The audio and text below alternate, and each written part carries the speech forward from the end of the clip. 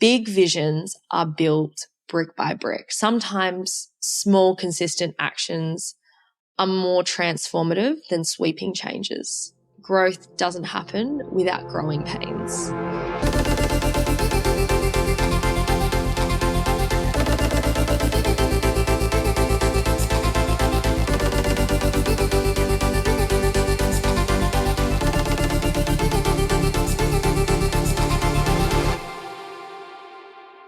Hello and welcome back to the final episode of the Beauty Industry Leaders podcast in 2024. I'm your host, Sammy Kennedy. Now, this year has been absolutely insane. It has definitely had its challenges, some massive sacrifices, and now towards the end of the year, I am starting to see the reward and the success of all the hard work that I've been putting in, that my clients have been putting in, that my family has been putting in when it comes to business. And I thought, what a nice way to just reflect on some of the biggest lessons I've learned this year and share those with you. And I'm sure you yourself have some incredible things that you either overcame, you push yourself out of your comfort zone, or you were able to finally go, wow, I did it, and celebrate that. And I think oftentimes we get caught up in this cycle of achieve more, and I need to do this. And once I do this, I'll be happy. Or once I achieve this thing, then this will mean something about me. And it just doesn't always seem to be the case once we get there. And I'm going to talk a little bit more about this. But first, let's do a Beauty Industry Leaders Wrapped. Well, it's a bit more like a Buzzsprout Wrapped, I would say, but I did get some statistics back from the podcast and I wanted to share them with you because I know you've been a part of this journey and I wouldn't be here showing up doing these episodes if you weren't. So just want to say a massive thank you for giving me your time, giving me your feedback, and really being a part of this journey together. So Beauty Industry Leaders launched in July of 2024. So we were in the top 50% of podcasts and Perth was our most popular city. So I had 1,222 downloads in Perth, 503 downloads in Sydney, 461 in Melbourne, 247 in Brisbane, and 125 in Adelaide. So definitely keen to get those numbers up in 2025, but so grateful for everyone that has tuned in, shared them, or been a guest on them. So we've reached 50 different countries, had 2,821 downloads in Australia, 264 in the US, 52 in the UK, 45 in Poland. I don't know what I'm doing over in Poland, but I'll take it. And 38 in New Zealand.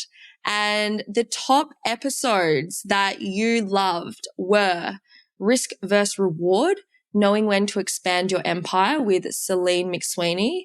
That was honestly one of my favorite interviews, just being able to break down why Celine started her journey with Brow Tribe, the business evolutions of how it became what it is today and how she does things differently and why she can retain staff. I think there's a lot to be said about the success of her business and the way she shows up.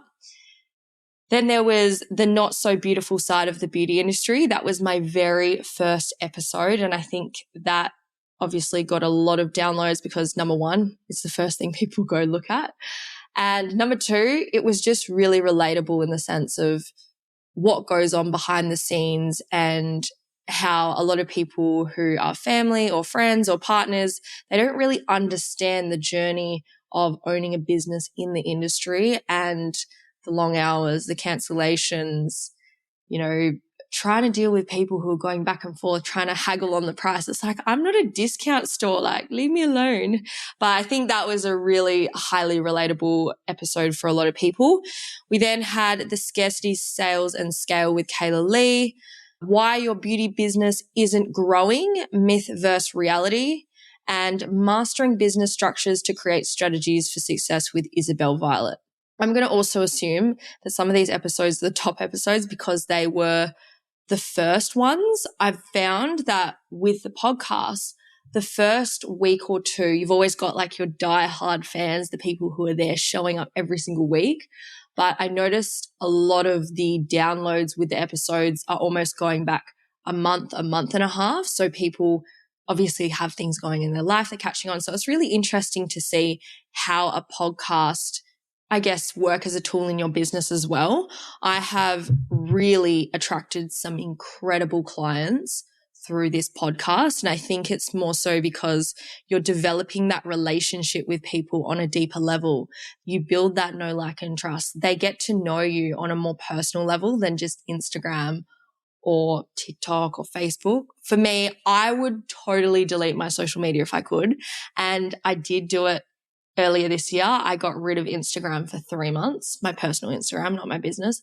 And it was probably the best thing that I did. My mental health, my happiness, my fulfillment levels were just so much higher because I wasn't waking up, doom scrolling my phone, comparing myself to others, looking at this life. Like I went on holiday to Japan with my partner, Nick, and I was so present and just loved every moment of it. And I think that if I could just podcast and do email marketing, they would be my two tools in business. Like I would not be going and doing, little 15 to 30 second reels or jumping on stories all the time. Like I just love long form content, and it's because you get to be more real with people and share your stories. And I'm a talker.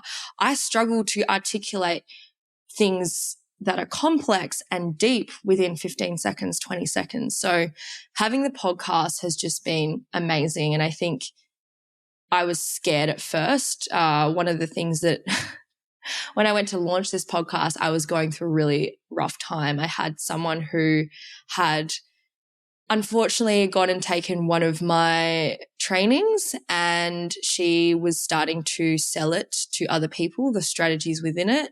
And she was pretending to be my friend, and she started tearing me down online on social media, saying that, when some queen bee thinks she's queen of the industry, all this stuff. And I remember I was a little bit discouraged and, scared I would get kicked back about this beauty industry leaders. But the way I've built the brand, I've been very intentional of creating the community, and it's not a high school bullying tactic or it's not some exclusive club. It is a network of individuals who are driven to make impact, who are driven to become the best version of themselves and set a new standard for the industry. And I think that through these episodes, the guests I've interviewed, the community we're building together, there is so much opportunity for more growth, progression and change in our industry. And it all starts with us coming together, which I think is really cool. So as cliche as it sounds, I think there's that quote, Gandhi says, be the change you want to see in the world. And for me, instead of complaining about things, instead of being like, this doesn't exist, as any entrepreneur does, you go, I'm going to fix that problem. And the other quote that sticks with me is Steve Jobs. He says, the only people that can change the world are the ones that are crazy enough to think they can do it.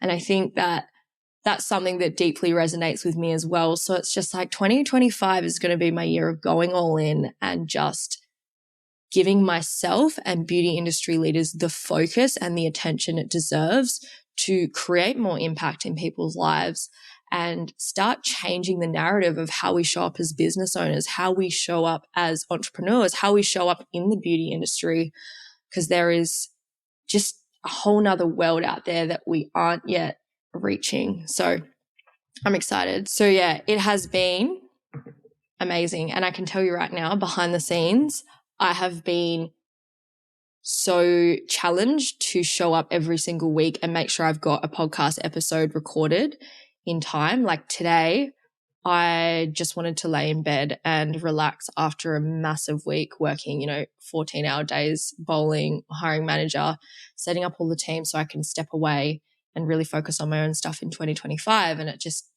I didn't want to show up. I didn't want to do this podcast today. And I went, you know what? I'm not bringing that mindset into 2025. Change starts now. I had a shower. I went and got my laptop out. I was like, this doesn't have to be perfect. I just need to get it done because I have a role and a responsibility to show up for people and provide them with value. And that's what we're here to do. So with that little recap in mind on the podcast, I just want to say once again, thank you for listening. Whether you have been tuning into the episodes weekly, whether you've worked with me as a client, whether you've shared it to someone, whether you've been a part of my journey or my world and this community, thank you, because I have a lot of respect and time for people who genuinely want to improve themselves and genuinely want to be a part of this journey. And I'm excited to see what we will continue to do in 2025. So the first lesson is failing forward is still progress. I think the real takeaway here is not every project will go as planned, but every challenge teaches you something invaluable. And so the key is to learn, adapt, and keep moving forward. Back in the day, I used to fear of what will people think of me, or what if it doesn't work out? And you kind of fall into this trap of all these negative what ifs. But when you look at your life, you can operate out of a position of fear, or you can operate out of a position of faith. And this year was all about learning to shift the narrative from operating out of a place of fear into a place of faith. And when you're in that place of faith, your eyes open to new opportunities, new solutions, new ways of doing things. And that can allow you to do things you've never done before or things that you never thought were possible. And so, with us, Wild West Bowling took 18 months. It was meant to be 6 months. And while it was a logistical nightmare, the extended timeline really taught me to grow on my resilience. I would say I'm a very resilient person in general, just because of all the business hardships I've been through growing up through to my adult life now. But resilience, just being able to deal with the sheer pressure of never-ending challenges and learning to navigate how to manage your emotions and also how to lead a team when everything feels like it's falling apart. How do you bring everyone back and get them all on board together and work collaboratively instead of shutting down and giving up? I think that is a skill within itself. Being adaptable, dealing with government departments, dealing with customers who might not be happy because they didn't get the experience they wanted because, we either ran out of budget or we didn't get to market things properly or deliver that experience because we were burnt out. Like, there were so many things that did go wrong, and I will 100% own that. But taking that moment to go, all right, it's not a blame game about who's right, who's wrong. It's actually about how do we adapt? How do we pivot? How do we make this work? How do we negotiate? How do we make sure that everyone here is walking away feeling happy with the outcome? And when you can adapt and stop going, oh, that's it, I have to give up, it's never working. When you have that mindset of like, I can change, I can make this work, why don't we try this? That's when you're going to be able to innovate. That's when you're going to be able to grow. And ultimately, you will solve your problems and get better results. If you stay stuck, nothing changes. And I think as well, lastly, the key thing here was understanding how to manage a massive project under pressure, and also what it looks like when you are running your own business. So I was doing coaching and I was doing some 8-day intensive trainings, and then also running the bowling alley. We ended up deciding not to run the music festival and rodeo this year, and closing down one business, knowing when to open the next one, then realizing it's not going to open in time. Like, there were just so many different decisions. And I think now that I've worked on really big projects, large scale events with 5,000 people through to a pumping venue of 125 people, and, it's just absolute chaos. And then coaching clients, understanding like, how do my energy levels work? What kind of boundaries do I need to have in place? What type of team do I need to hire? When you are under pressure, you either do one or two things. You thrive or you fold. And I think for the most part, I thrived. I was able to keep taking business, life, everything to the next level But on the other side of that, I also learned that you need to create space to process things and to also give yourself time to rest and recharge. Otherwise, you just won't have the creative energy to continue pushing through and getting things done. You'll eventually burn out. So really this year, all the failures and the challenges, especially with bowling, I really found that I was progressing and I was growing. And because of what I've experienced, I'm now at this level where I'm going, wow, I don't have this imposter syndrome I used to of I'm not good enough or I can't do this anymore. It's more like, wow, I've achieved so much. I've done so much and I've been through the shit and I get it now. Here's what I do differently, or here's how we improve it. Just little things like being able to hire and scale a team. 2 years ago, I did this hiring training. Then this year I went and found Bright HR and just getting the support there, just filling in those knowledge gaps, hiring a high level manager. Yep, I will pay you more because you have experience, because you have the answers, because we can work collaboratively. It's just all the bad things that happen to you. You can choose to be a victim or you can choose to be a hero. And I think for me, I did get stuck into the victim mentality for a while and I really struggled, but working with a mindset coach and just making an active choice to change the way I show up, the way I speak to myself and the habits, I was able to transform from that victim mindset into that hero. And I really encourage you to do the same. I know cost of living has been a massive thing for some people, industry saturation, like all the typical things people complain about. But you're the only person who can actually choose the current reality you set for yourself. And so whether you're failing, whether you're struggling, don't let that become your eternal narrative. Use it as an opportunity for you to go, I don't want to stay here. What do I need to do to change? The second lesson that I want to bring home, and this is relevant to anyone who is a business owner, it's not about doing more. It's about doing what matters most. So like I was just saying, when you're juggling multiple businesses, simplifying and prioritizing is the only way to grow sustainably. So I found it really hard to manage doing these 8-day intensives, think about the beauty industry leaders community. I was doing some one-on-one clients. There was a lot of different things going on. And I actually trialed and tested in the background a few different business models. I wasn't public about it because I didn't want to do something and then realize it's not for me. I actually just wanted to trial and test. And I highly encourage you to do this because, you don't need to go launch an offer. You can actually just ask a couple clients or people that you think will be interested and just test it out with one person or two people. Get that feedback, see how you like it and if it works or not. So I tried 3 things. I tried obviously my normal trainings, working one-on-one. I had an agency-based model. And I think the agency-based model was something that I thought would give me more freedom, but it actually went the other way. I didn't enjoy it. It was quite a lot of going back and forth, and it just wasn't the right fit for me. And had I not done that, I wouldn't understand. And so I thought, I need to offer more things and I need to have more services or I need to have more options. And then I just kind of took my own advice. I was like, no, do 2 things or do 1 thing and do it really, really well. And so moving into 2025, I've already got, 6 clients signed up for one-on-one coaching at a high ticket. And it is really fulfilling knowing that these are serious people about taking their business to the next level. And they're not the hot and cold, I'm not really sure. And, yeah, I really want to do it this week. And then they ghost you. Like they are just there and they're like, yep, I'm ready.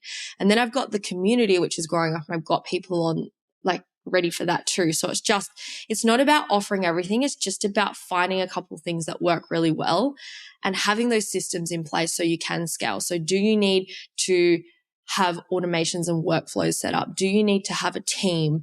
Do you need to cut out half of these different programs, softwares and subscriptions you're not even using in your business? Like find that 20% of things in your business that is going to give you 80% of the result. Focus on that because that's when you'll notice big things happen.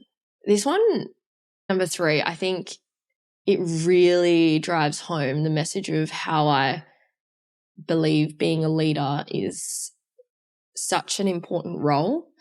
Being a leader starts with owning your mistakes. And it's not about being perfect. It's about taking responsibility, resetting when needed, and creating a supportive culture. I'll give you an example. Like when I had Andre come across, there were some things that we might get wrong. Like maybe there was a booking deposit got missed, someone's been double booked. Like these things will happen sometimes. And it's not about blaming other people, or it's not about going, this didn't work. It's your fault. You know, I can't trust you anymore. It's actually going, ooh, what did I do wrong for this to happen? So did I not train them properly? Did I not explain? Did I not ask questions for more clarity? And another situation happened in the bowling alley where one of our staff members, she hadn't quite been trained on the till, and I think everyone was busy, and she tried to help on the till and she overcharged someone $540, which is a significant amount of money. And then you've got a disgruntled customer coming up going, hey, we've already paid this deposit. Why are we getting overcharged? And then just trying to navigate that. And so, you know, it could be easy to blame someone else and be like, you did this. This is your fault. It's wrong. But it's actually taking the time to go, well, why was she on the till? Someone else should have been on the till that is trained in that. Or if she's on the till, have we made sure she's done the correct training? Or if she's not sure, she knows she can come and ask. And I think that when you start with that leadership of going, I'm sorry because I put you in that situation and you weren't prepared, that's where the leadership really happens. I think there's dictatorships and there's leaderships, and I've seen it happen a lot in beauty businesses. I used to rent a room in a salon at one stage, and yeah, one of the ladies that I was renting off, she went through, 5-6 team members within the space of a year and a half, and she would always blame everyone else for things not working. The way she would talk about other businesses was quite nasty, and it really hit me. It's like, if you're not owning your mistakes, if you're not reflecting on yourself, if you're not taking responsibility, you're not supporting other people, they are going to leave. And so leadership is not just about, being some big influencer or some social media figure. It's actually about creating this culture and environment of team or people surrounding you who feel supported, who feel inspired, and who really respect and trust you to lead them because you set the example and you pave the way. Lesson number 4 is dream big, but start small. Big visions are built brick by brick. Sometimes small, consistent actions are more transformative than sweeping changes. So if we were to look at Tash this year, she was making $6,000 a month and she just hit a glass ceiling, could not make any more. And she knew she wanted to make more money, but it was like, you're not going to make that tomorrow. You're not going to become fully booked overnight. Anything that is worth having and is sustainable will take time to build. And so when she realized that I got to show up consistently doing my lead gen, I got to make sure that I'm consistent with my marketing and my rebooking, that's when she noticed every single month she was jumping up by $1,000 to $2,000. And then by the end of November, she's hit a $15,000 month. This incremental growth was a reminder that the scaling doesn't happen overnight. It's the 1% improvements that stack up. If I were to relate this back to my journey with business that I've been in, so 8 family businesses. The first, few, we made some mistakes. The second business got us into $500,000 debt, a failed partnership, and a lot of stress. Then we went into that first bowling alley we owned, and, we were making our best year, we made $350,000. And that's for a whole year. We never had employees. It was just us running it. And to just put it into perspective, we trialed and tested different food. We were looking at, well, how do we get people coming in consistently? So we had a couple different leagues. we were just kind of trialing and seeing what would work on that smaller scale. And that was in 2012. So yeah, over time, we then started on our journey to buy the land for the new location. Then we started building on it. Building obviously went a little bit over the budget and timeline.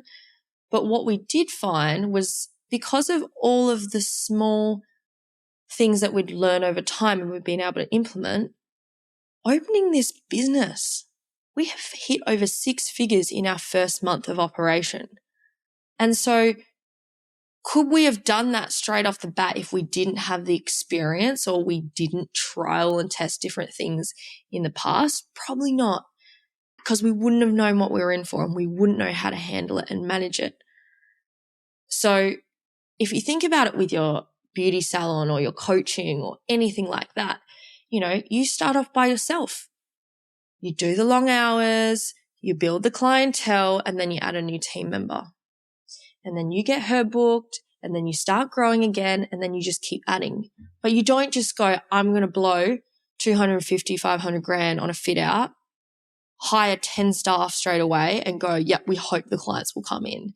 You have to kind of make those 1% changes and slowly implement for you to be able to handle it. If you're a franchise, if you have a budget for marketing and you know that there's already demand, then go for it. Don't let me tell you that it's not going to work. But for the average person who is bootstrapping themselves, self-funding and trying to make their business work, I think that having the big dream there's nothing wrong with that. And that's great. You hold on to that vision. That's what you're working towards. But don't expect to go do your course and then the next day have $1 million business, because it's just unrealistic. It takes time. And so even if you're not where you want to be right now and you're going, oh, but I want to be here and I'll be happy, just think, what am I doing every single day or every single week that's moving me towards that bigger vision? Is it upskilling?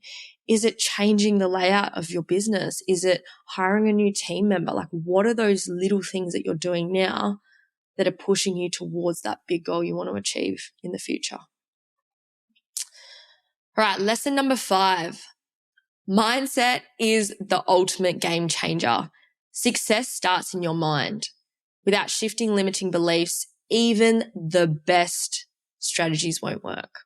Myself and my clients, we all experience imposter syndrome, fear of judgment, and comparison traps. The true transformations in business only happen when you start to really believe in your worth. You raise your prices or you value yourself more. Because what happens is you start having this belief. You're like, wow, I'm actually good at what I do. I do provide value, and I've been undervaluing myself, or I've been disrespecting myself by not taking it to the next level because I've just been sitting there cock blocking myself with all this negative energy and thoughts that are holding you back. And when you kind of break free from that, you're like, oh, I don't care about the outcome. I'll just show up and do the thing and see what happens. And when you stop attaching yourself to it has to happen these exact steps and get me this exact result, I'm all about SMART goals and creating a plan and action strategy, but I'm also about sometimes when we're pushing too hard and we're trying to force it to work, sometimes it's just our mindset. You can have the strategy in place. You can try as hard as you want, but if you don't genuinely believe it's going to work or you don't genuinely believe in yourself, then, how effective is your implementation of the strategy? And we see this with visualization. I was actually watching this video this morning. This guy is with his kid and, in Ninja Warrior, how they've got those ramps, kind of like a skate ramp, and you got to run all the way up the top and grab it. This kid, he just kept trying to run up and grab the top bit, and he would just grab it with one hand and then he'd slide back down, and then he'd try to run up again as fast as he could, and he just wasn't able to reach it. And so the dad pulls him back in and he has this conversation and says, all right, I want you to visualize yourself, close your eyes and visualize yourself running and making it to the top, grabbing it and getting over it. He's like, I want you to imagine it and see it and feel it. And then he said to him after, he was doing these affirmations like, I am strong, I am fast, I am powerful. And then he said, all right, now I want you to go run up that ramp and see what happens. And this kid, he just runs up the ramp and makes it straight up. He doesn't even fault. He doesn't slip. He just bootses it and makes it. And it just hit me of like the stories we tell ourselves and the way we talk to ourselves, or the things that we believe in, or what we see in our minds when we're thinking about something. They all have an impact on what our reality and outcomes are going to be in life. And so being able to work with a mindset coach, or being able to do some form of reflective journaling, those are the types of habits or things you can start implementing into 2025 that are ultimately going to change your mindset and have a direct impact on the way you show up and the type of results you start to create in both your business and your life. The sixth lesson that I would love to share with you is all about community. Community creates momentum. So there's a couple things here that I found. Collaboration and support really amplify the growth of a business. Building communities fosters that accountability, shared knowledge, and collective wins. Now, I simultaneously was able to do this with both the Beauty Industry Leaders podcast and Wild West Bowling. Two completely different businesses, two completely different industries, two completely different ideal clients, but the exact same principles.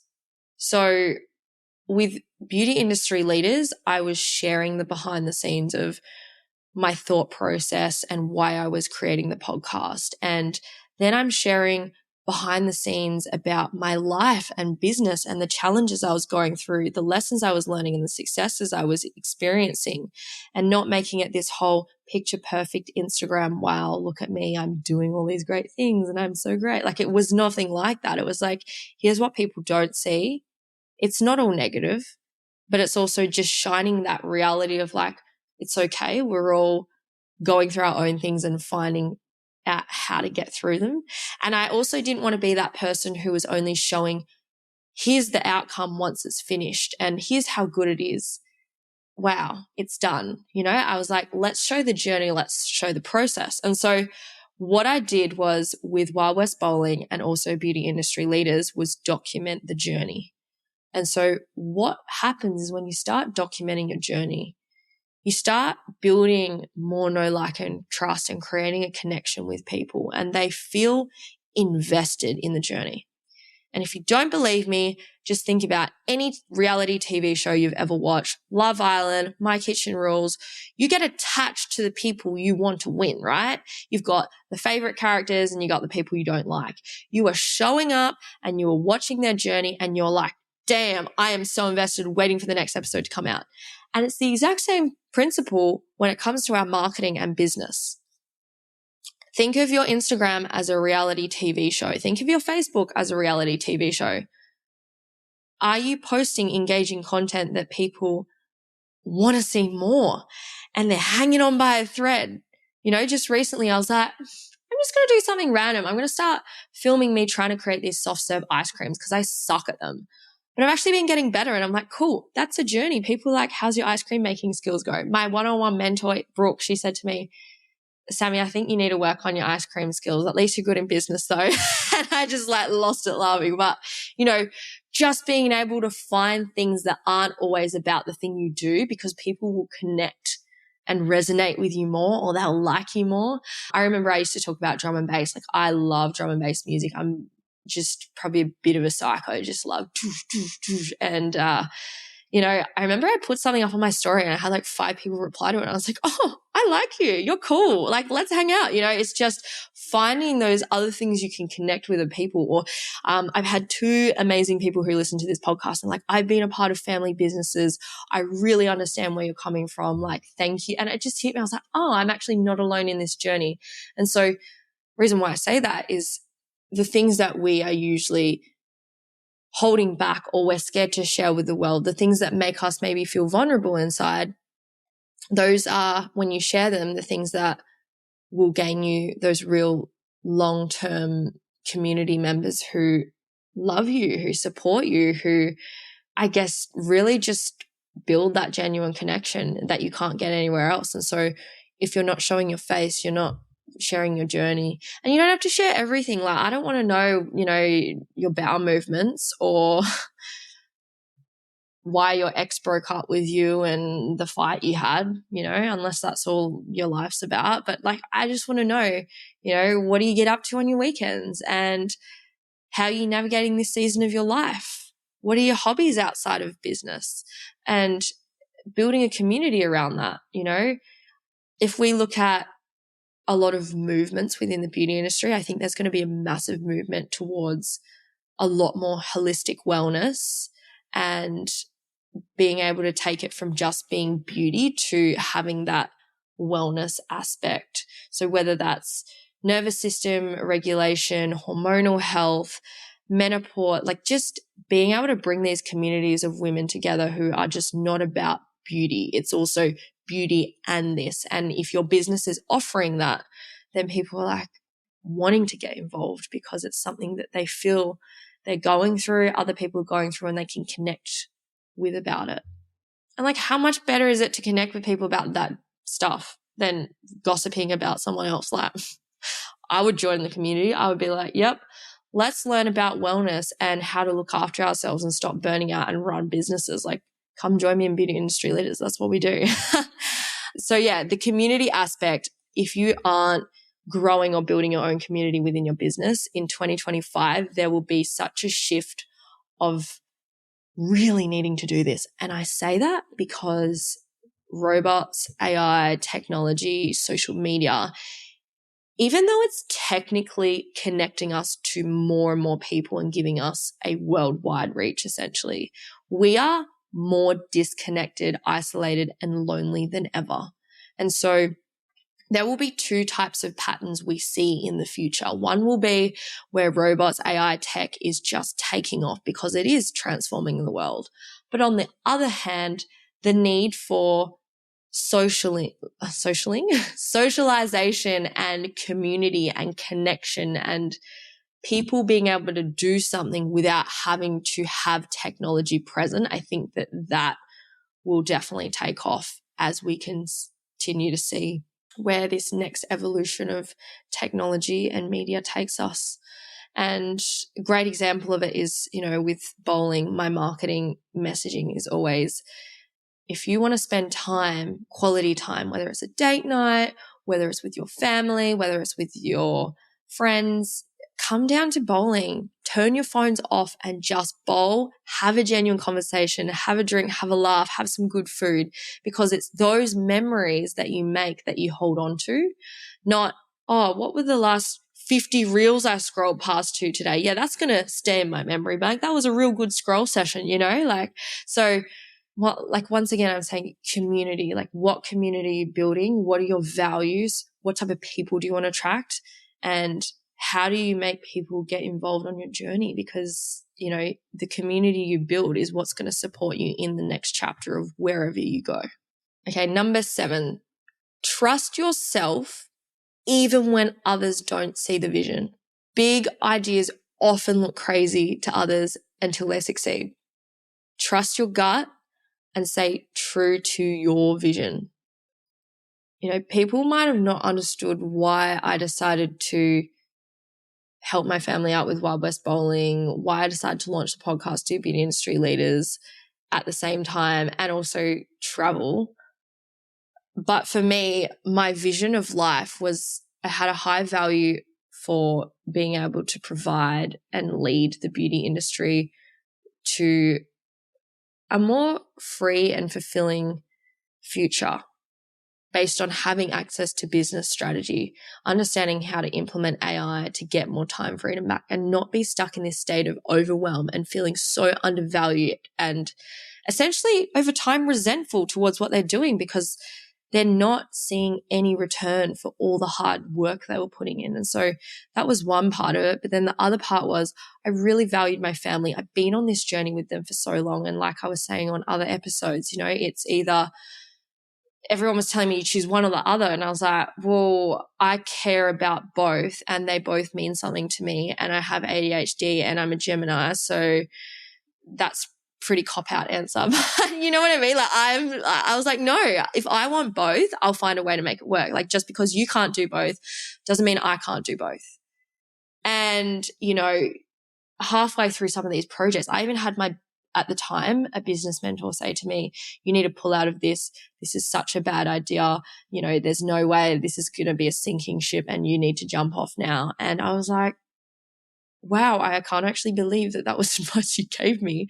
And I ended up leaving that program and, to go from all that struggle, I've said it so many times, 1.7 mil debt, 18 months of building, 12 months of no income in that business, hustling, doing things all ourselves, being able to lead people to support us and sponsor us and getting private loans, people lending us money because they wanted to help us see this through, to build a business that now can turn over 6 figures in a month. That is generational wealth for our family. That is an asset that you just can't, no one could come across and go, we're going to buy this business off you. There's no way, because of how much we put into it.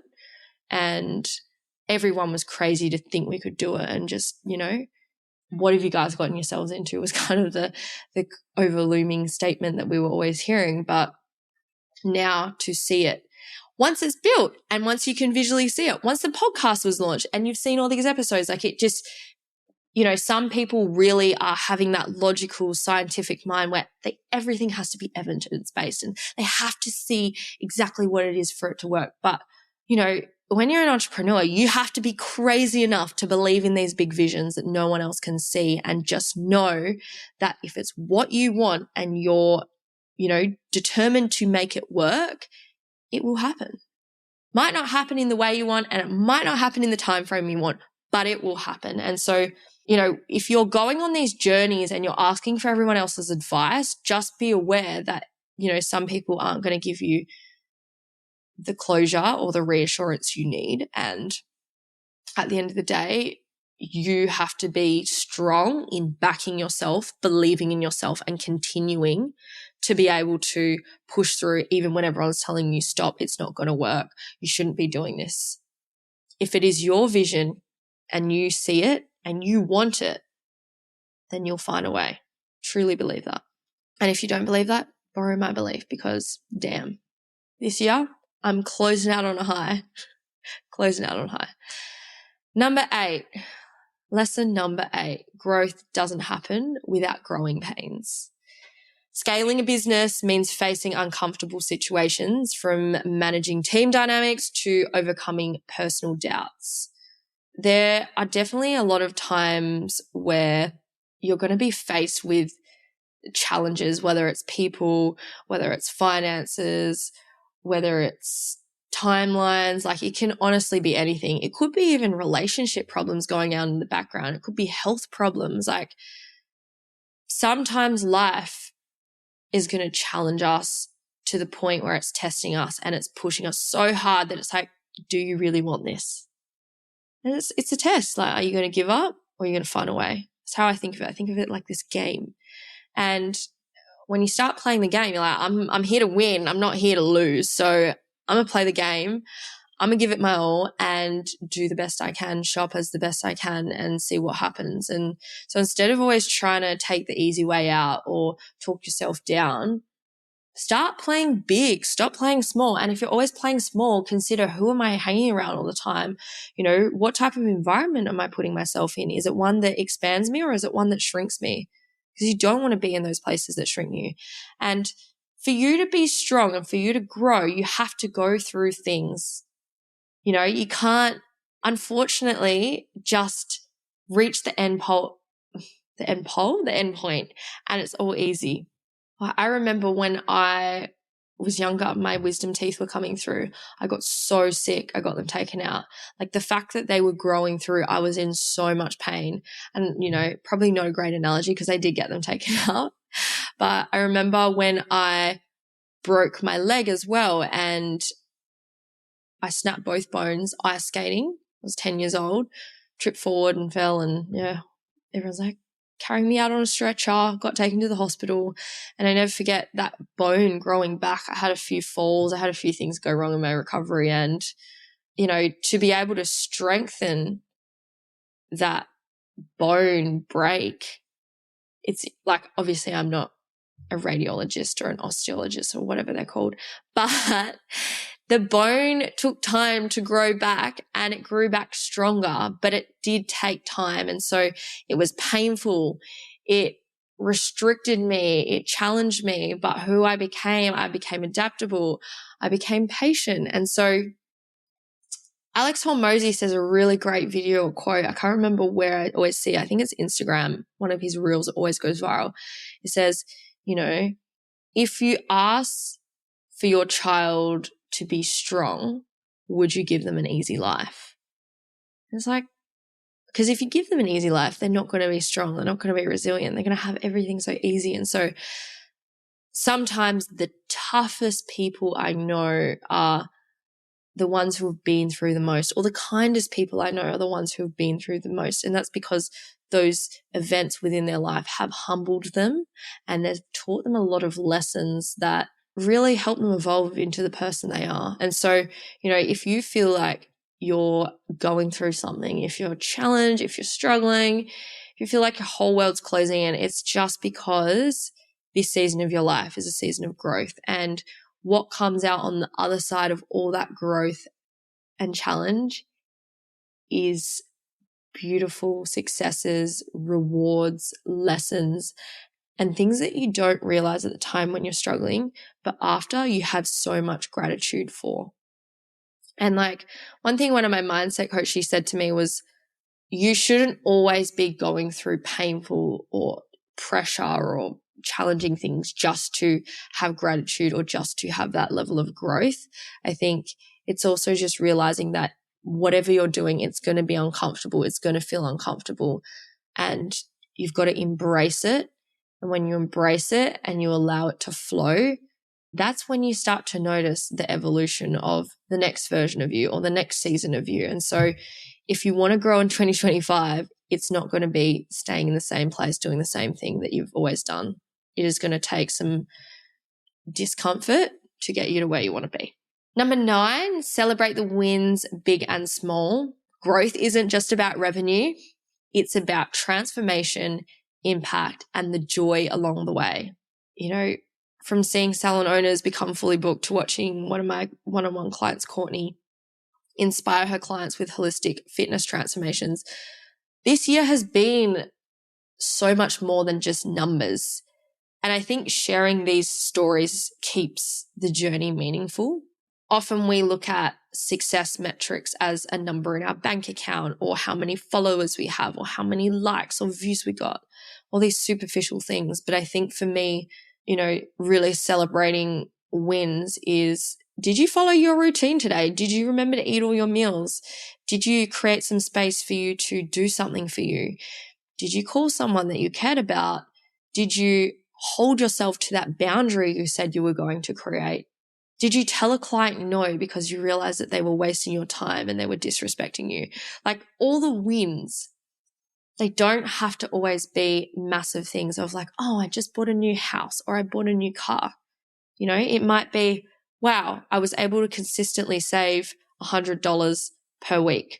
Or it was, wow, I actually was able to ask my friend for advice when I was really scared to. You know, it's, what are those little things that you're celebrating right here, right now? Because if you always wait for the big thing to happen, if you don't already celebrate all the small things, you don't even recognize when the big thing happens. Remember at the start of this episode, I said something about, you know, when you achieve more, I think, or maybe I was thinking it in my head, but I remember like, you know, previously I had made in business, I'd made a 10K month the first time. And I just went, I thought 10K months before I hit a 10K month was like wow, amazing. And then you hit it and you're like, oh, is that it? Like nothing's changed.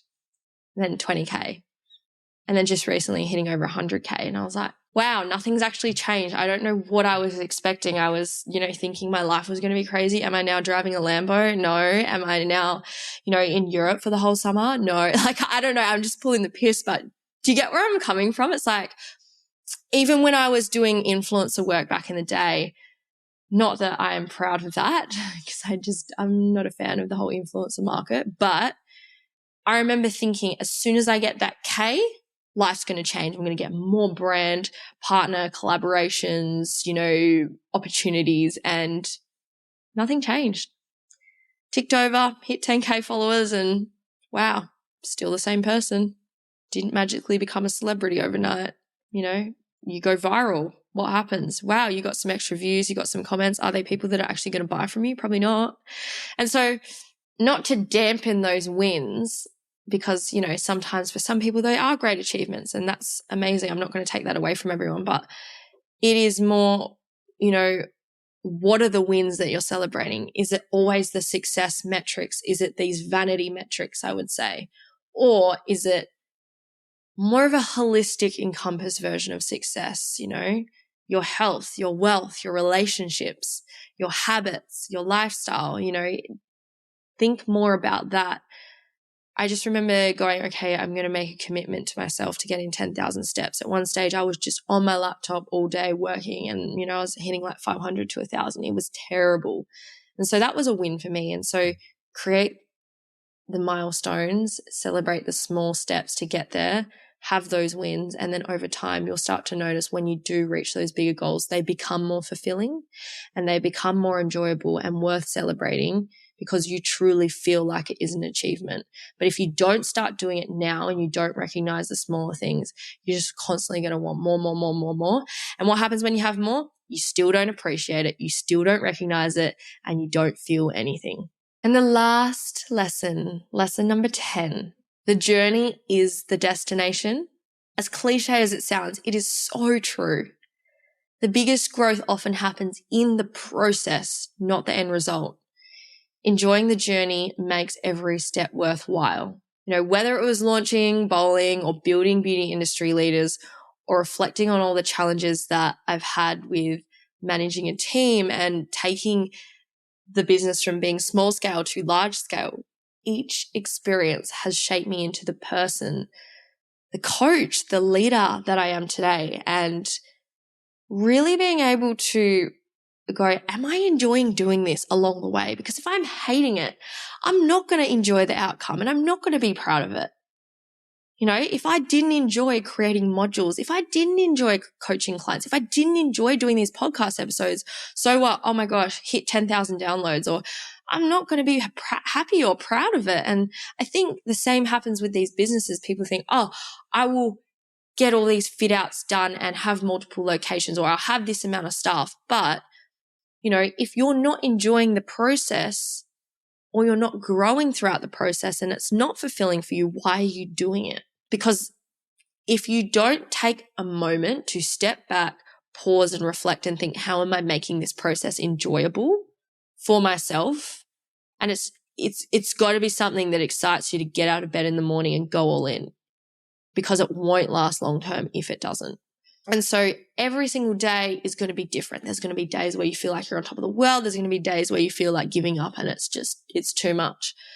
But all in all, the process of who you're becoming through the things that you're going through and the way you're handling things, that is the destination. It's the destination of the next evolution of you. It's not the end result, the outcome that's, I reached this point and I'm done. No, it's about how you're navigating from where you are now to where you want to be. And so for me, my journey in 2025 is going from being the entrepreneur, the coach, the business owner, to really focusing on the lifestyle I'm creating outside of my business. Like, I have experimented with being able to travel, and I have also experimented with working on other projects outside of my business, but I knew that wasn't going to long-term be sustainable for me, my energy levels, my time. And so who have I had to become in this next season is someone who works more on their mindset, someone who really focuses on creating solid boundaries and sticking by them, someone who prioritizes self-care, self-worth, all these things that we know we should care about and we know we should do, but when we're in the thick of running a business and we've got all these never-ending to-do lists, we kind of neglect ourselves. And so next year is the year of fulfillment, but it's also the year of focus on me, focus on my business, focus on what I want to create. And so, who I've got to become on that journey is going to be someone who has better boundaries, someone who has better self-management, someone who creates the space to make sure they have all of their macros every single day and makes sure they consistently show up at the gym each morning at 5 a.m., and does great recovery so they're not injured. It's just like finding those different pieces within your life of, creating an enjoyable process or journey of transformation for you.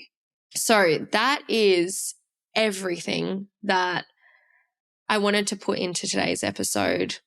I started out not wanting to do this and thinking, oh my gosh, this is going to be a big chore. But now that I've finished it, I'm like, wow, this is actually a really beautiful time to reflect on what's happened this year. And I hope that throughout this episode as well, maybe it's triggered or sparked you to think about some of the things that you've had to learn, you've grown from, you've achieved. And if you haven't already, take some time. Like, I know if you're probably taking some time off now, it's probably the last thing you want to do, but I would just encourage you to just do something as simple as pull out your phone or a piece of paper and write some of the hardest things that you've been through, and then what was the outcome of overcoming that, and then what are some of the happiest memories or things that you're most proud of or that you enjoyed the most. Because there's two things that you're going to take away there. Number one is, what did I learn? How can I improve for the future? And the other one is, what do I need to do more of that fills up my cup and makes life worth living? Thank you so much for tuning in to today's episode. I want to wish you a Merry Christmas and a Happy New Year. And I look forward to seeing you back again in 2025 for some new and exciting episodes, guests, and conversations. Thank you so much for tuning into Beauty Industry Leaders, and we will see you next time. Bye. Audience exclusive.